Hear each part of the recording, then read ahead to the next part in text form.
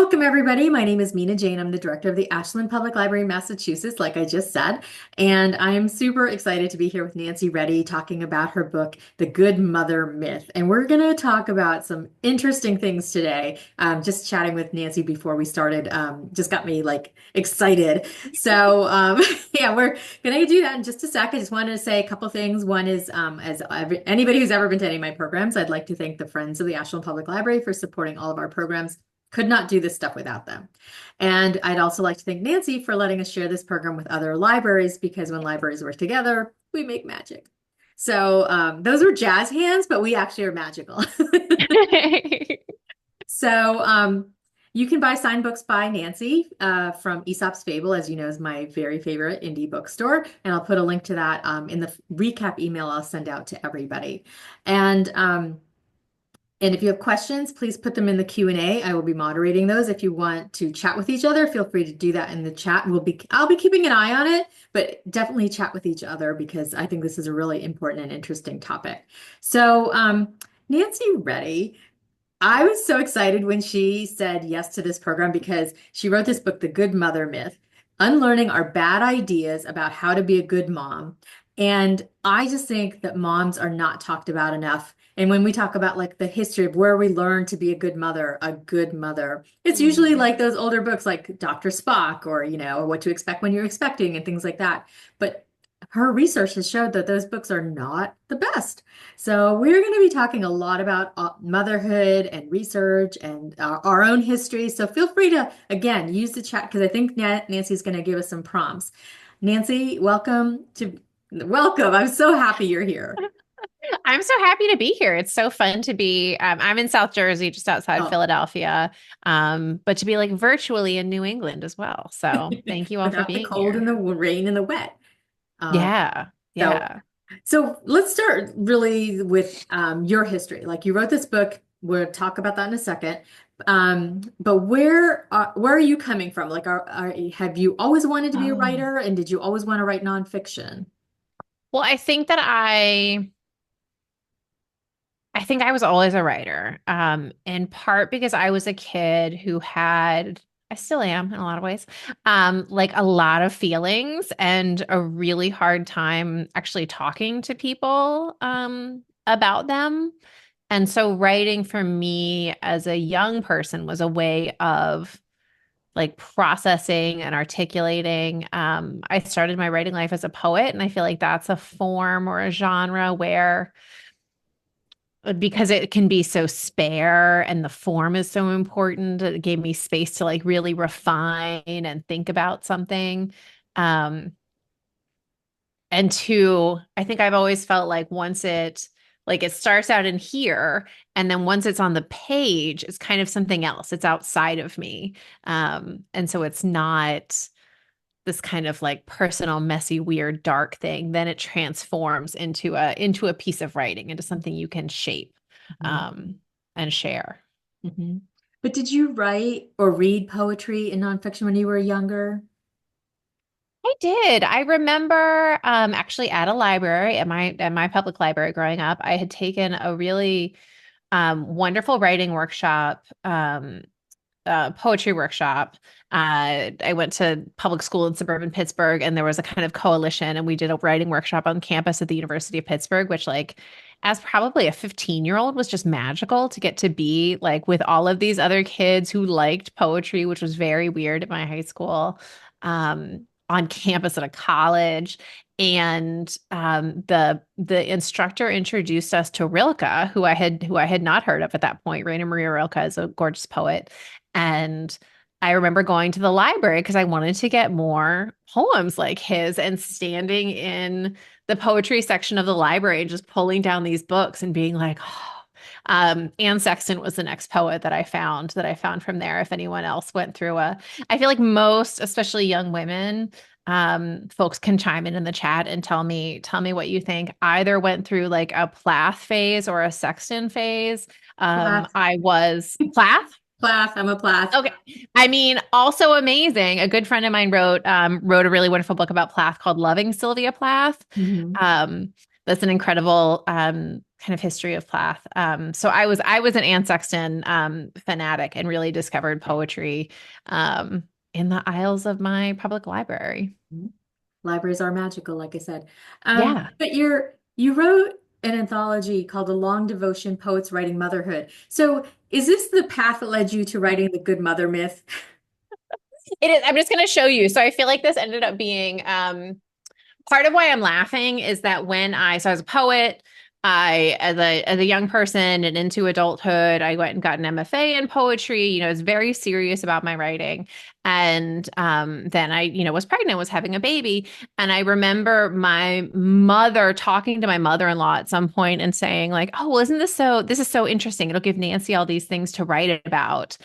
And I remember standing there and kind of thinking, like, I don't write those kinds of poems. I write serious poems, like not poems with babies in them, because I had these ideas about what a poem was and what a baby was. And it turns out that like this is what I have spent my older son is 11 now, decade plus writing about. So I have a book of poetry, Pocket Universe, which you can tell like from the cover, like this is very much a book about early motherhood. I wrote the anthology or co-edited the anthology. And now I have this new book. And I think of it as being kind of like it's like a secret trilogy. It's not officially a trilogy, but for me, it's kind of like these three books that speak to each other across genres. About another experience I was having that I was trying to figure out how to talk about and write about. Hmm. So Jessica says, I was definitely more into Rainier Maria Rilke than Plath or Sexton. Maybe that factors into me majoring in German later. Okay, so you sort of have this trilogy, you're working on the poetry, you have a kid. What led you to writing the Good Mother Myth? Well, you know what? Let's start with what is a Good Mother Myth about? Sure. I mean, so the Good Mother Myth as a book is kind of half memoir and half research. So it's the memoir strand is my um, first 2 years as a mother, tracks from the birth of my first son to the birth of my second son, just under 2 years later. Um, and the research strand of it is really trying to figure out like why was that so hard? Like I did all the things that I thought I was supposed to do it right. I studied, I took the classes, I read the books, I knew all the rules. And those early years in particular were just the most difficult experience of my life in a lot of ways. I mean, also incredibly joyful and meaningful, but um difficult in ways that I was really not prepared for. And so then the research strand is trying to figure out, what were the ideas that I brought with me? Like, why was it so hard and where did that come from? Mhm. It's amazing to me that you asked yourself that question, but also went to the next step to do the research. Because so many Yeah. of us, when we have kids, we're like, oh, I suck. You know, I yelled at my kid. I did this, I did that. But you took the next step. You actually like put your money where your mouth was and was like, oh, Yeah. this is not right. Yeah. Yeah. So what what really like prompted you to do that? Because of course, like you have little kids, you're exhausted, I mean, I will say it took me years, right? Like I was not writing this book in those first two Okay. years. I was writing a little bit, but I was like scribbling in a notebook like in the parking lot or something, like I was not doing this. Um I mean, this book, The Good Mother Myth, really started in the summer of 2018 when my kids were 3 and 5. So they were still little, but they were enough older that like everybody was sleeping through the night. Like they were in school or in daycare. Um, I had kind of readjusted in my own body and brain a little bit. And I had a week-long residency at this really quirky place in Tennessee. It was a little farmhouse and you do farm chores. So you'd go like get the eggs and feed the donkeys and things. But I had a week, I had the time to write. And I had this feeling both that I'd had this experience that I really wanted to capture before it was too much farther away from me. And that there was this thing that I was trying to figure out. And so I spent that week just kind of frantically typing. I did a ton of reading, kind of all the nonfiction that I thought might be related. Um, and that was the start of it, which was, I mean, that was wild and messy. But I'm glad that I just dove in and started. Mhm. And what led you to the research that of those older books, those sort of like I'm going to call them classics, the things that we all Yeah. grew up on. Yeah. Yeah. I mean, I started just like kind of like researching everything. Like I had so many questions and I was trying to answer all of them, but you can't really write a book like that. It was just too wild. Um, so the structure of the book in the end, as you know, is that each one of the chapters is really focused kind of on one researcher and one set of ideas about what it means to be a good mom. And I started and I think this is true. This is probably part of what I was like thinking about very early on with the psychologist Harry Harlow, who did these really iconic studies with baby monkeys. Mhm. And he spent most of his career at the University of Wisconsin, which was where I was a graduate student when my children were born. So I felt this connection to him in terms of place. But also his research was really fascinating in terms of this image that he created of a good mother being one who's just available, who's there all the time, who doesn't have any needs or interests of her own. And he was researching monkeys, but that research, and this is like the early 50s, gets picked up by journalists, by other scientists as being an image of what human mothers should be like and what human babies need too. And I think that image is still really with us in a lot of ways. Now, your experience was very different from that sort of always available mother because your own mother Yeah. couldn't be. Is that right? Yeah. Yeah, I mean my mother and I feel really grateful for this. My mother was a single mother for most of my childhood. My parents divorced when I was pretty young. My mom was a working mom, and I feel very very proud to be the daughter of a single mother, a working mother. I feel very proud to be a working mother myself. Um, but it's interesting. It's kind of doubly perplexing for me, right? That I had this experience of a mother who worked very hard and worked long hours and was an excellent engaged mother, right? But she was not there every minute of the day. Um, and then when I became a mother, something kicked in my brain that made me think, this is what a good mother should do, right? That I something Hmm. that was so different than the model that I had grown up in. I had these expectations for myself that I hadn't even really realized. Hmm.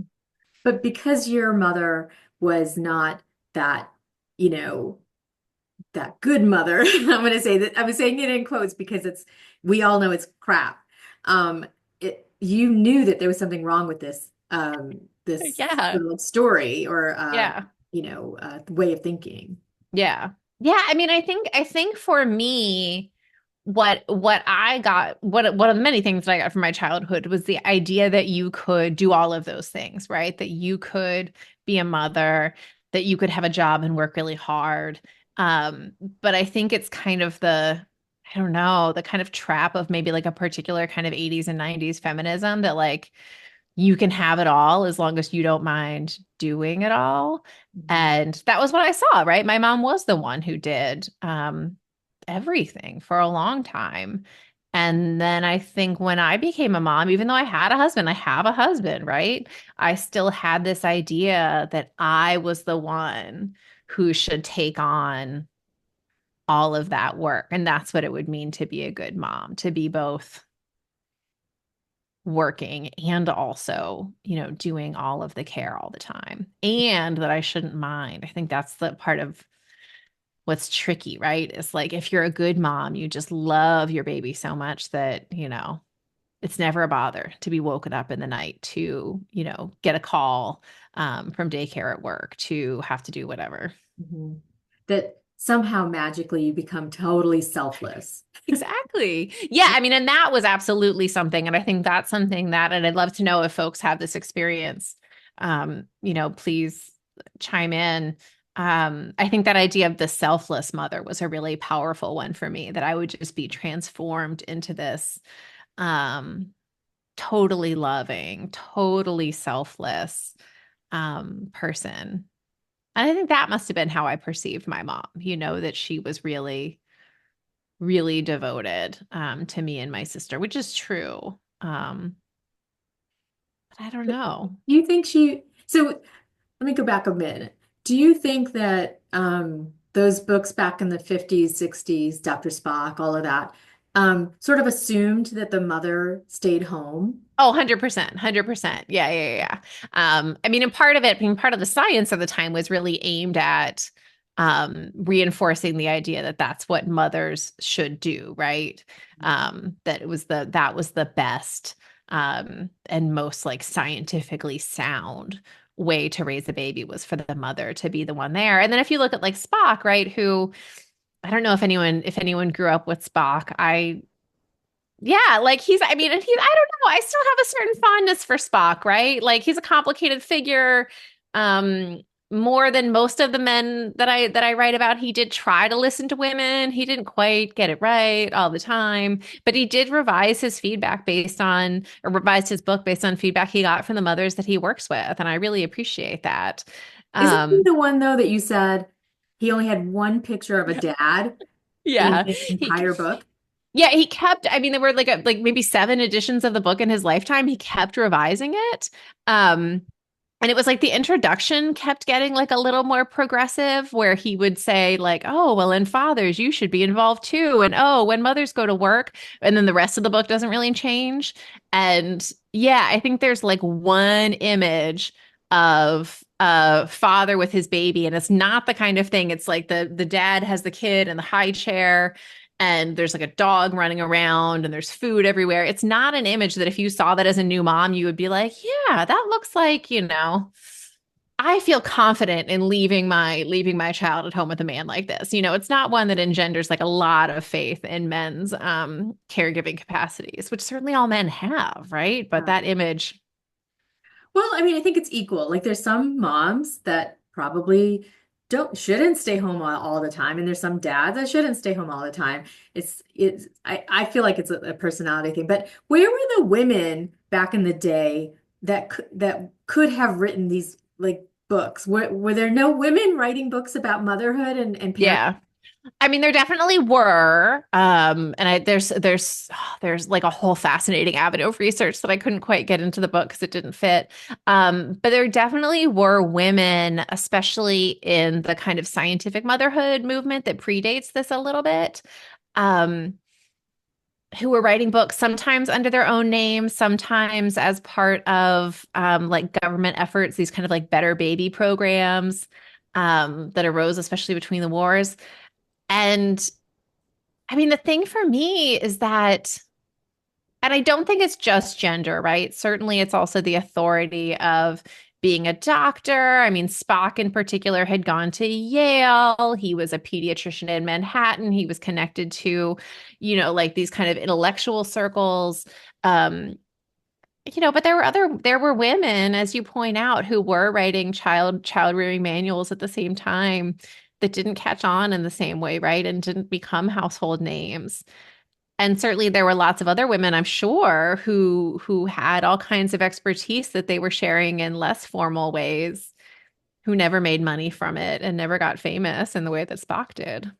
But in your research, did you find that any of those women's manuals were any good? Like, were they just parroting like what Dr. Spock and Dr. Harlow were saying, or were they kind of like more Oh, empathetic? that's a good question. I mean, I think that like everyone is responding to, and this is kind of always true, um, the currents of the day, right? Whether you're agreeing or whether you're trying to say something different. One of the things that was really moving to me was to find John Bowlby, who I write about in the book, is one of the founders of attachment theory, and he, became very famous as a psychoanalyst and as a researcher, and he spent his career traveling all around the world, like doing all of these, he's a very prominent man.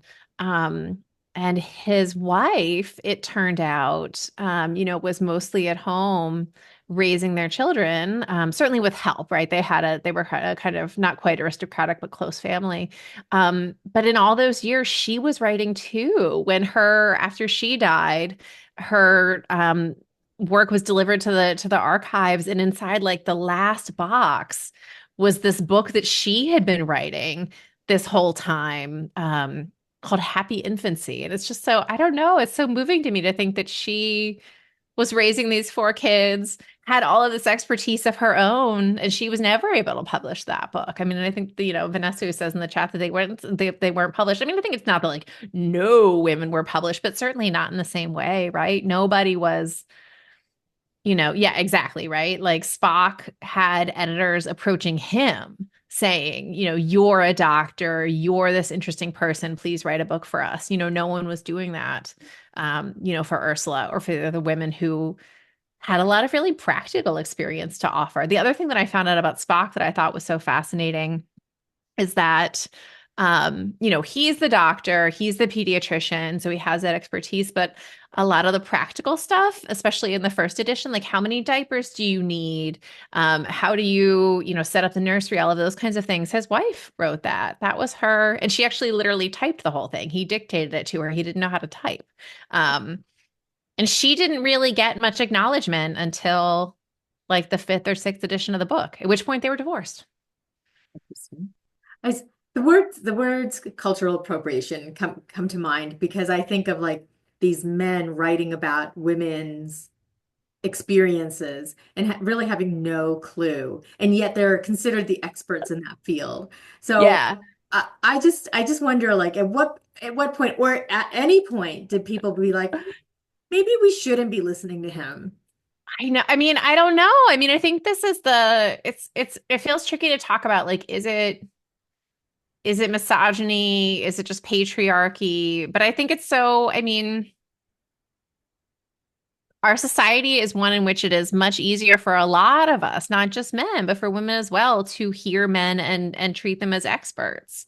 And I think that a lot of these men, had all of the things going for them, right? They had fancy degrees, they worked in prestigious institutions, um, they looked like experts. Mhm. And the women that they were ostensibly studying did not. And they were actually, I mean, for Harlow and Bowlby, I write about Winnicott as well. I mean, these men who were ostensibly studying mothers were not actually very interested in women. It doesn't seem like um, they mostly seemed to want to tell them what to do. I hope I can't see the people in the audience, so I hope this isn't out of line. But I feel like we've all if you're a woman, you've known men like that. Certainly not every man, right? But like you probably have known and worked with men who did not really think that either you in particular or other women were like really real in the same way or worth listening to. And I think a lot of the men who shaped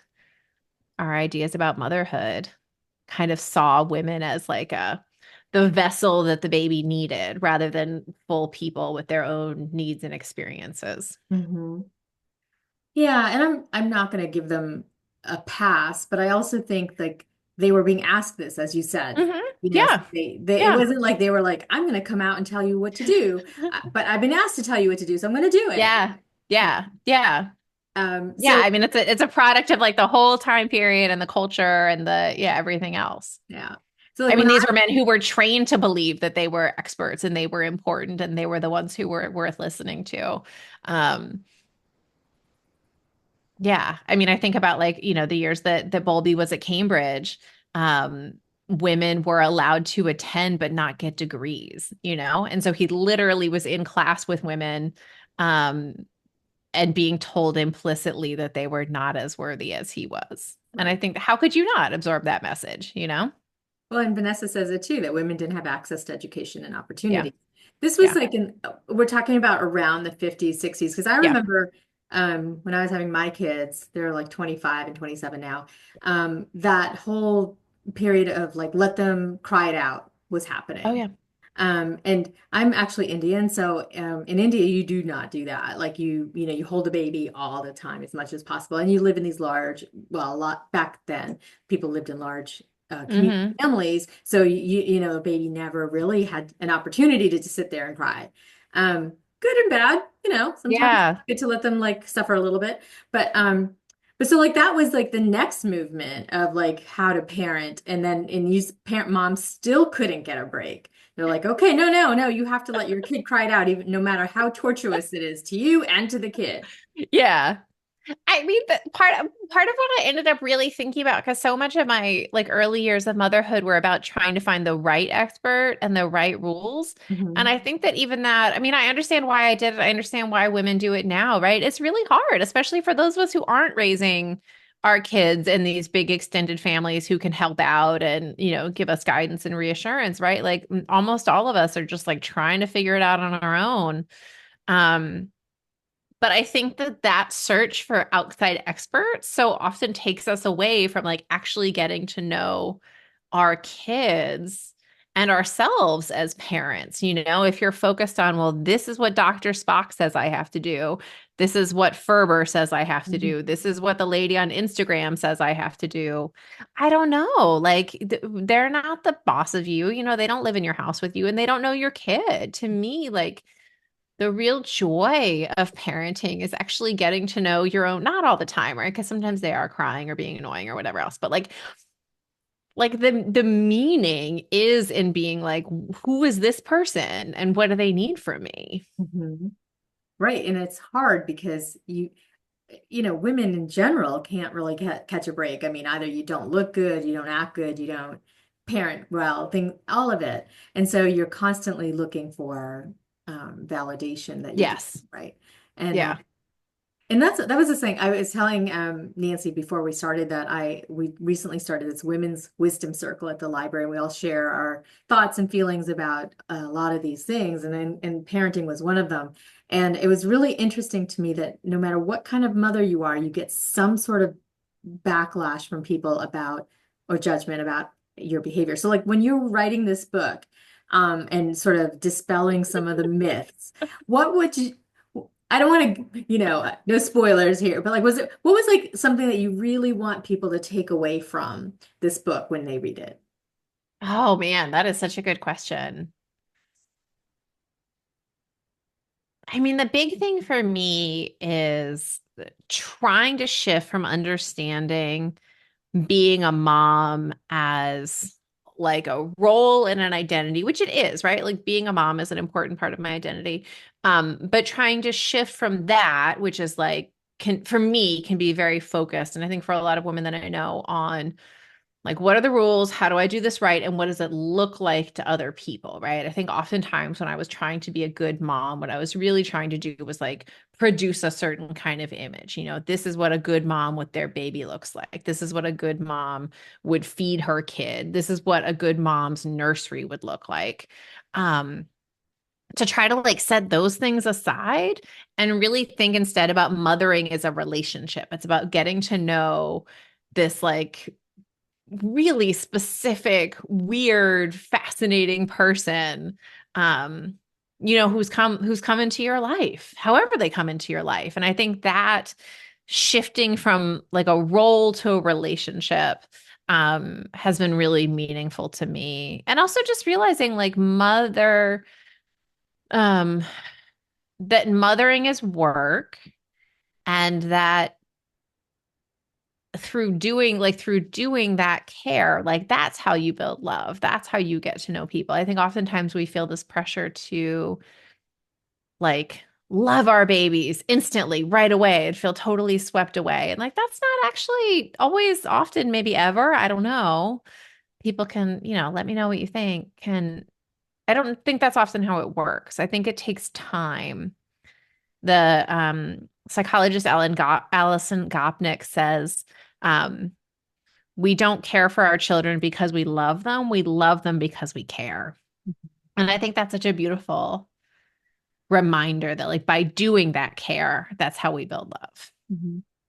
I remember telling a friend of mine when my daughter was born that my daughter was kind of unattractive. And she was appalled, absolutely appalled. I was like, well, I expected this cute little, kid, and she's just, and I felt like it was funny, but I also thought I felt horrified that I actually said this aloud to somebody who then came back and was just like, how dare you not think your kid is like the most adorable kid ever created, aside from my own children. So I think that women, uh, obviously that you did the research about the books and the history of like Dr. Spock and, Ferber and all of that. But then on top of that, there's what we say to each other, and Yeah. finding community around motherhood with people that accept how we Yeah. parent. Yeah. Yeah. I mean, I have much more often, and I'm sure I could rattle off for you the handful of unkind things people have said to me, but I have much more often found that when I share my story, when I'm vulnerable, whether it's like big picture, this was hard for me, or like, oh my God, I just had a morning. Let me tell you what happened in my house. Um, that people respond to that. I mean, I think we want to connect with each other and we want to know that other people are also struggling, maybe in the same ways we are, maybe in different ways. I think it's like the more we can do to kind of like show the cracks in our own facade, the more other people feel like they can come in and connect too. Yeah, And I absolutely. think that's really important. Yeah. I have to And babies are weird looking, right? Like if you, I mean, like you love your baby, but sometimes you're like, oh, what's going on there? Like sometimes they take time to like cuten up a little bit. Oh, So she's adorable. She's absolutely yeah. Oh adorable. yeah, no, No, I'm sure. Just like rude of that friend to not understand that. okay. Like, Well, you my know. long story. But anyways, I did want to add, this is kind of like maybe slightly off topic, is when you become pregnant, other women tell you that all of their horror stories of labor and delivery. Why? Why? It's such a tricky balance, I think, of I mean, I think we talk about this more broadly with motherhood, right? I met a couple of I did a really fun event at a bookstore here for Valentine's Day, like right before Valentine's Day. It was so fun. Mhm. And I just spoke to at least two different women there who were pregnant. And was trying to say like, oh, we on the one hand, like, wow, that's so exciting and that's so wonderful for you. And also it might be really hard and that's okay. Like if you don't love it, like that's, like give yourself time to I just think like we don't know how to talk to either pregnant women or like new moms about the hard parts and the good parts. I don't think. I feel like we as a culture kind of swing from doing one to the other, being like, it's the most amazing. You're gonna love every second to um like, oh, it's misery. And like neither one of those things are true. And I feel like we don't really know how to do that. Although I do feel very strongly that like if you had a horrible birth, you shouldn't tell people about that unless they like specifically I mean, you know what I mean? Like if there's a moment where like people are sharing their story, but like sometimes it does feel like people want to scare each other. The thing that did happen when my kids were babies sometimes that drives me crazy and I think is so mean is that people would be like, "Oh, you think it's hard now? Wait until whatever." I'm like, "Come on." Like that's not going to make me feel better, Wait until they're teenagers, wait until Yeah. we should definitely not do that. That's not useful. And also, it keeps you from being present with your children, right? Yeah. Because you're Yeah. constantly looking forward to what's gonna happen as Yeah. opposed to what's happening in the moment. Yeah. Couple more questions for me, then I really do want to open it up to our attendees. Feel free to put questions in the Q&A or comments in the chat. Do you feel like social media has affected our ability to think of ourselves as good parent? I think so. I mean, and I think I joined Instagram in 2013 when my older son was born. And for me, it was really just like a picture sharing platform. I was like, what is an efficient way that I can like share baby pictures with my friends and family? And in those first couple of years, I'd see pictures from friends sometimes and I'd be like, oh, look at that sweet baby. Like she's doing such a good job. I wish that I was doing, I'd occasionally have that kind of flicker. Mhm. But because they were people I knew in real life, like we also had a text going where I was like, okay, that's a very cute picture, but I also know that they were up all night last night or like whatever else is happening. So I had context for it. And I feel like now most of the time you go on Instagram and it's so much more curated, that you see someone's beautiful life and you think like, wow, my kitchen doesn't look like that. Like, what am I doing wrong? Mhm. I think most people's kitchens don't look like that. Mine doesn't anyway. I mean, the one benefit that I would say I feel like I've really seen, not just on social media, but more broadly, in the time since I first had my kids, is that I do feel like I see a lot more people talking in much more open and nuanced ways about maternal mental health. I think that I really did not understand really anything about what postpartum mood and anxiety disorders might be like. And as a result, like I didn't know that I probably had one and like I didn't get help. I just kind of like white knuckled through for a bunch of years, which is not a great plan. And so I feel like I see a lot more nuanced conversation about mental health, which I think is helpful. So I don't know. It's such a mixed bag, right? Of like what is on there and what we're getting out of it and when we mostly just need to like put our phones down and go talk to a person. Mhm. But do you think that social media has keeps us within keeps us from learning as opposed to like getting past the mythology of what a good parent is? Do you think it is there any way for us to get past that? Oh, it's so hard, right? I mean, I hope so, right? I mean, I think that because not always, but social media can be so curated. I think like what kinds of things is the algorithm really promoting? It's hard to know, because what you're like it's like the platform itself has a hand in what you see in ways that seem really sinister and wild.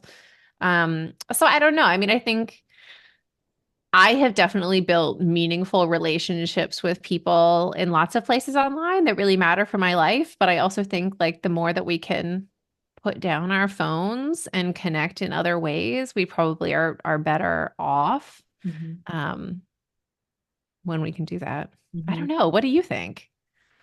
Um, well, I mean, I actually have a follow-up question to that because Oh, I okay. really am really interested in this whole like the good mother myth, which is the Yeah. the topic of your book is that, or in the title of your book is that um is there anything right now aside from social media that is helping mothers understand that that is Mm, mythology, that it is not yeah. true, it is not Yeah. reality? Is there anything out there that is helping us understand that? Yeah, that's such a great question. I mean, I'm most aware, like as a writer and a reader, I'm most aware of the books and the kind of conversations that are happening through books. I hope that my book is contributing to that. I've read a handful of other books lately that I think have really like helped me shift my own mind and my own thinking. One actually that's underneath my laptop right now is called Invisible Labor by Rachel Summerstein. That's a really beautiful book that's like part personal narrative and part history of the cesarean. Oh, So it's a really interesting book about like birth and like how we think of birth. um I also just think, I mean, I don't know, I've been thinking a lot, not just since the election. I think like broadly about like how do we find ways to connect together? How do we find ways of working in our local communities, especially. I think a lot about the work that Chamber of Mothers does, which is an advocacy organization. They're apolitical, but they work for causes that are important to mothers and families. And the work that I see them doing and the connections that I've made through my local chapter have been really meaningful. And I think that kind of work that brings people together towards a common cause is what we need way more than any of us like anxiously trying to get our kid in a cute outfit or like pack a nice bento box lunch, so you can take a picture and post it somewhere. I think when not just mothers, but like certainly mothers, like come together and work for the collective good of our communities. Like that, I think, is how we put aside the mythology of what a good mother is. Because I think so often a good mother is really only like a good mother is focused on her kids and her family. And that's not a way to have a society. That's not a way to have a community. no, no. And I do want to give a shout out to the Ashland Moms group because Yeah. they are amazing. They get together with they welcome new people, new members of the community into their group that have young children and those of course you always connect with people that you are like-minded with, but like they have such a large group that you are always Yeah. able to find somebody. Yeah. Vanessa says the judgment on women, especially mothers, usually by other women, is unbelievable. I think Yeah. books like yours help to change the thinking and allowance of mothers to be human, doing the hardest job within the world. Women supporting each other matters so Yeah. much. I Thank you for completely believe that. that. Yeah. Um, I mean, I feel like I really started out trying to write a book about why motherhood is so hard and ended up writing like in some ways kind of like a love note to like the women in my community who like got me through. I think that's so true.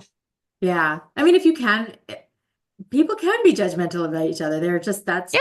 in I some mean, ways human nature. I can be But judgmental sometimes. I try not to, but like here we are, you know? I'm very judgmental. I'm sorry. Yeah, I mean, it is like a work in progress. We are Yes, all, trying our best. exactly. And I think that's the thing is to like be aware of who you are, and so that you are Yeah. not try not to judge other people. Yeah. I do want to ask about the good dad, though. I know your research was around moms, but there's so much pressure on men, I think, to be everything as well. The bread, Yeah. the good dad, the Yeah. good husband, the good community Yeah. member, the good, so like, um, is there a place in your thinking around, what can we do to make the dads feel more comfortable with all of these Yeah. roles that they're expected to fulfill now? Yeah. I mean, I love and yeah, it's so funny. I did not think about dads a lot until kind of like late in the process, which was actually very illuminating for me that that was not something I had thought about. And I think speaks more broadly to kind of where we like still are as a culture, that we have all of these ideas about how to be a good mom and we have different images, right? There's like the girl boss mom, there's the crunchy stay-at-home mom, there's the fitness mom, but we have all of these models of like ways to be a good mom. And I don't know, our expectations for dads in some ways, like we just don't have that kind of like a rich, complicated view of what it means to be a good dad. In some ways, it's like you coach soccer, provide for the family. And I don't think that's what it's a way that I think our kind of cultural narratives are pretty far behind. Where certainly like the men that I know are mostly, like I feel like I know a lot of men who um really want to be engaged, loving parents and who are um but I don't know, like with the cultural narratives that we have about dads are Mhm. not as nuanced and as rich as they are about men. And I think that, or is that they are about moms. And I think men still feel oftentimes a pressure to, I don't know, to maybe not make fathering as important to their identity. I mean, I think like there's still studies showing that men, even when they have parental leave available, feel like they can't take it or they can't take all of it because they worry about how they'll be seen at work. Um, I mean, in a lot of ways, I think that our bad ideas about moms are bad for dads too. Right. I'm curious about I'm going back to the word mythology because I think that our perception of what parenting was back in the 50s is a mythology. Like, Absolutely. like everybody, like right now, people are like, oh, the traditional was better because, there was clear structure and roles and things like that. But in reality, never in history has there just been like the mom, the dad, and the kids. Yeah. Like Yeah. there's always Yeah. been differences. So how can we accept that? Actually, I think Vanessa has a really good point about the fact that when you have choices, you become a better parent because Yeah. you can choose what is best for you and your Yeah. personality, your family. Yeah. So, so yeah, how do we get that mythology out of our head that the traditional sort of thing is Yeah. I mean, some of it I think is just actually like a gap in our historical understanding that like this thing that we think of as being like the traditional family, and we picture like June Cleaver at home with her pearls and her like, she's vacuuming and like making a cocktail when I don't remember the dad's name, but in any case, like the kind of 50s, homemaker, breadwinner, single family home in the suburbs. If we understand that that's not actually like how everything was prior to like 1980 something, that was actually like a blip historically. It was only really available to like middle class white families. And it was underwritten by a lot of federal policy. Like a lot of those men bought houses using VA loans. A lot of them went to college on the GI Bill. Um, it's not like there just was some mystical time in the past that naturally happened and families were that way. And as you say, right, like around the world and throughout time, really, like people raise children in lots of different ways. But in basically none of them is it that idea of the mom at home doing it by herself. If you look at parenting around the world, it's much more like what you describe in India, right? Where like lots of different kinds of family situations, maybe a combination of paid care and family care. But it's people doing it together. Like that's actually what is historically and cross-culturally normal. Like that's the image that we should be trying to swap in for like a good mom, at home with the kids by herself. Right. Absolutely. And I think right now too, there's it's not just the mom. I think Vanessa mentions grandparents and Yeah. there's like, what they it's hokey to say it takes a village, but yet, it's oftentimes lots of people helping out to make sure that your kids Yeah. are raised without like killing themselves out in the I woods, think chopping wood.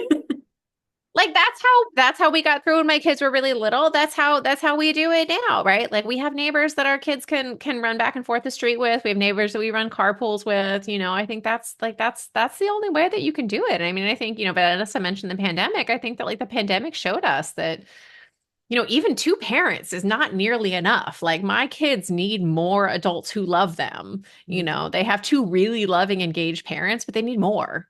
And I think everybody does.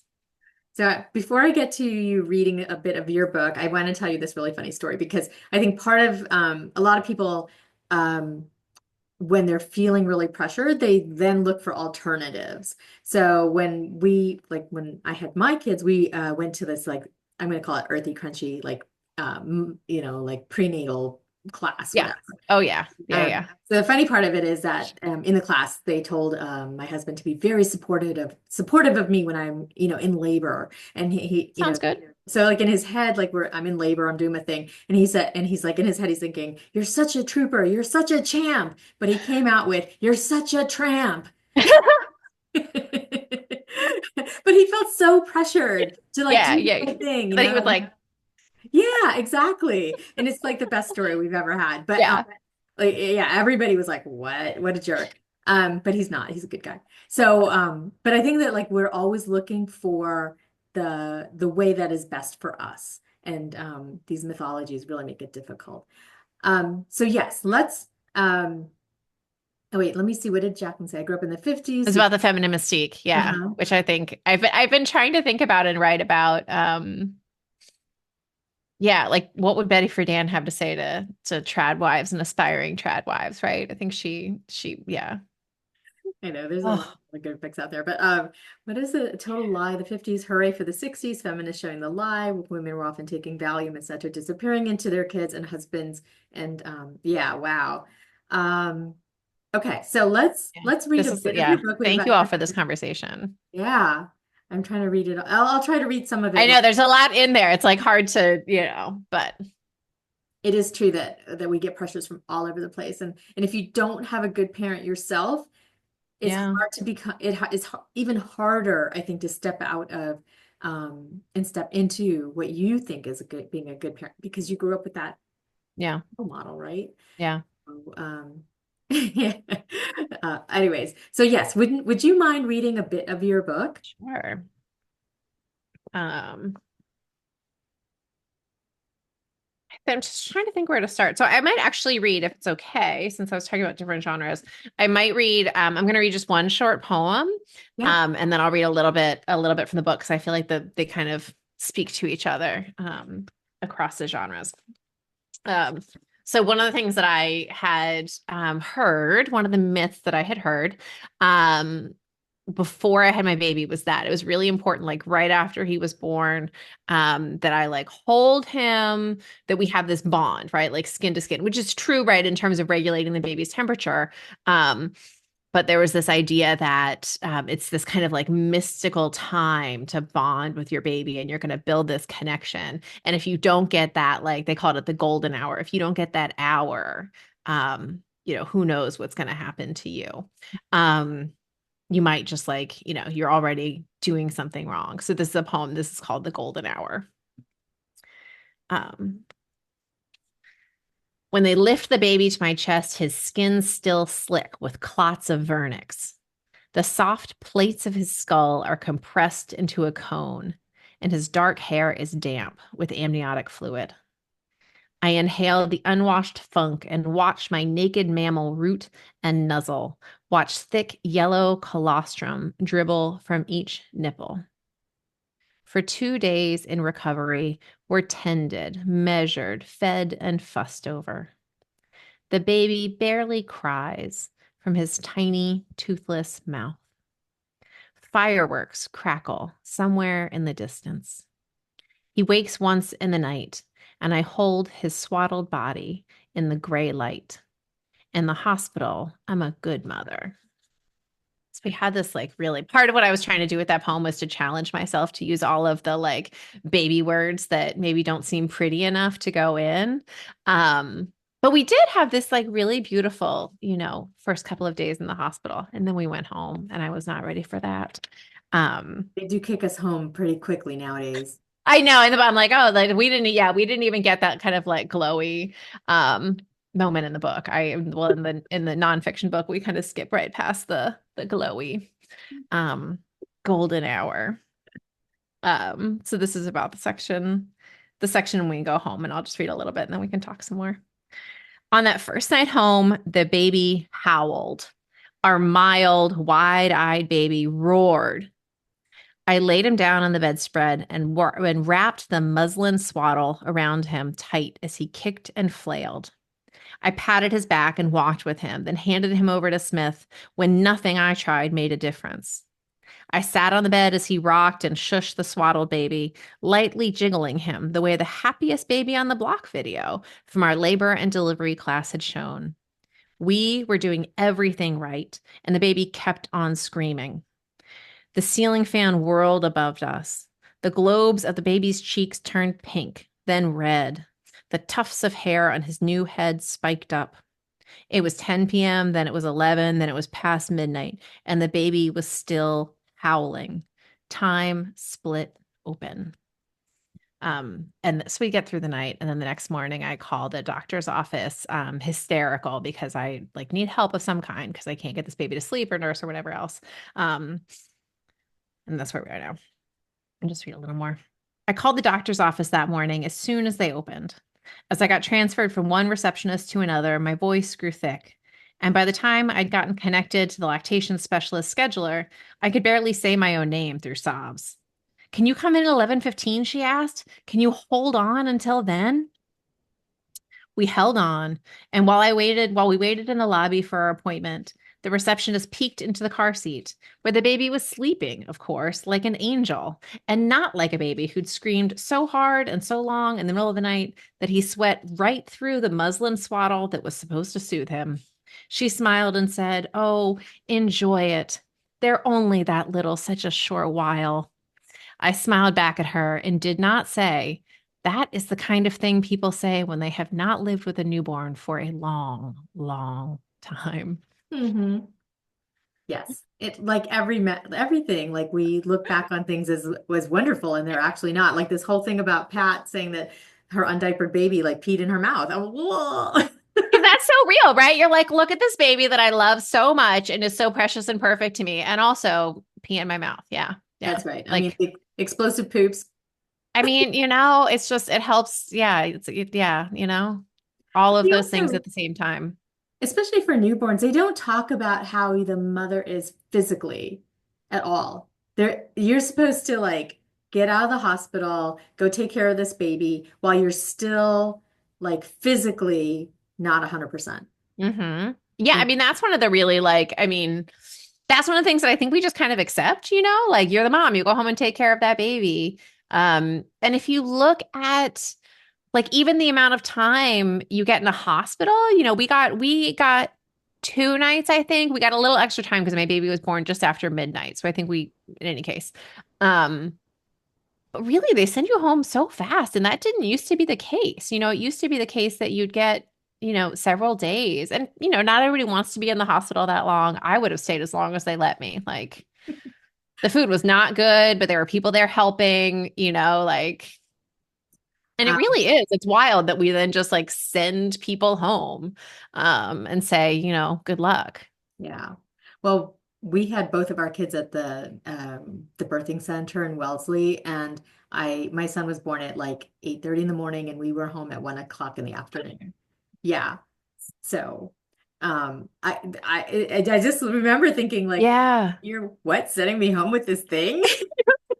We just got here. What are we? And I know, like, obviously, like, I've known people who had births at home and like just stayed at home and loved that. And that was really wonderful. But yeah, I think, yeah, the support is one thing. Like, and you could get that at home, you could get it at the hospital. But the idea of just like, yeah, go is, oh, Wow. Well, I was very lucky my mom was with us, so she really helped okay. a lot. But then also, like, there's this thing where I was like, I should be able to take care of this baby. I shouldn't Yeah. need my mother. So like there's Yeah. Like, that, I'm the mom now. yeah. So there's really no winning in our psyche about this. Women do get crap care. Yeah. It's Yeah. interesting to have the context of like, yeah, longer, like, different points in time and different places. Mhm. Um, I I think think Lisa. in yeah, one of the uh, talked to someone recently who she's in Connecticut, actually runs a group called the Parent Collective that does prenatal classes like all around the country. And she had her kids in the UK, and they have like state supported childbirth classes. The it's the NCT, National Childbirth Trust. Mhm. And then I think a nurse comes to your house and like checks on you at home, which I just, my goodness, can you imagine if someone would just come check and say like, how are you doing? I You can know? imagine. Or the fact that they expect you to go back to the hospital for checkups like within the next couple of days, which is really hard. I think Lisa needs your book about the C-section because it's, Yeah, let me show it to you. It's so good. It's like really a beautiful memoir, also so deeply researched.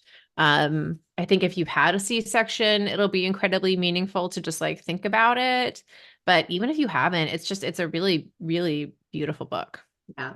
Well, it sounds like she had her babies a while ago in the 80s, but still a good book to read because I think that we're even now we're looking back and thinking like, were we a good mother? You know, Yeah. and Yeah. I think as long as your kids like lived and are decent people, you probably were a good mother. Mm-hmm. Right? But yeah, we judge ourselves harder than probably anybody else. Okay. Yeah. So we are just about out of time. I do want to say thank you so much for this incredible conversation because we just don't get to talk about these things enough. And the fact that you wrote an entire book about it and trying to dispel our myths and try to get us to understand that we're okay is really wonderful. Yeah, that's certainly the goal, right? Is that like there's lots and lots of ways of being a mom and being a parent, and Hmm. That's right. as long as you love your kids and you're doing your best, you're doing great. And like they say on Saturday Night Live, is it? We are enough. Yeah, oh yeah, there you go. Very oh who is that? Seymour, someone's gonna know. That's right. I was thinking church lady, but Ah, that's also a badger. I'm going to Wisconsin next week and I'm so excited okay. about it. I just feel such a I don't know. I still feel a lot of fondness for it. So thank you, Right. Jessica. Well, Um, for those of you that live near Ashland, we do have that Women's Wisdom Circle that meets every month, and we do a bunch of women talking about important issues that women have to deal with. So, oh, somebody Simon? yeah, that's it, this the Saturday Night Live thing. Oh, yeah, yeah, That is okay. it. That's exactly what it is. It just, yeah. Oh, God. Glad we're all on the same It'll page. come to us all in the middle of the night. Exactly. Well, thank you, Nancy. That's Really quick. exactly who it is. Thank you. Oh my God. Vanessa's a librarian, can you tell? Uh, Ah, ha, ha. She's got before that we go, information at her fingertips. I do want to ask if I know that Good Mother Myth just came out recently, but do you have something else coming up next?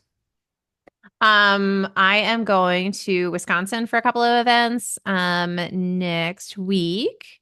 I will be in Los Angeles, like Los Angeles area at the end of March. If anyone's interested in like kind of knowing where I'll be, I'm also have a couple of writing classes coming up. I have a newsletter that I can share. It's called Write More, Be Less Careful. And I think if you're interested in this conversation about mothering and history and telling our stories, I think you'll really like it. It's about writing, but it's also about making space for creative practice in a busy life, which I think is something that a lot of us have. So I'd love to invite you to come join us there. And if you liked the book and you are interested in, I think at ESOPs they have signed book plates. But if you're someplace outside of the Ashland area, I'd love to send you a signed book plate, and you can fill out the little form there, and I'll send you one if you're interested, and maybe a bookmark too, as a thank you for being here and a thank you for supporting the book. Oh, that's amazing. I will send out those links in the recap email, so don't worry That about would be great. it right now.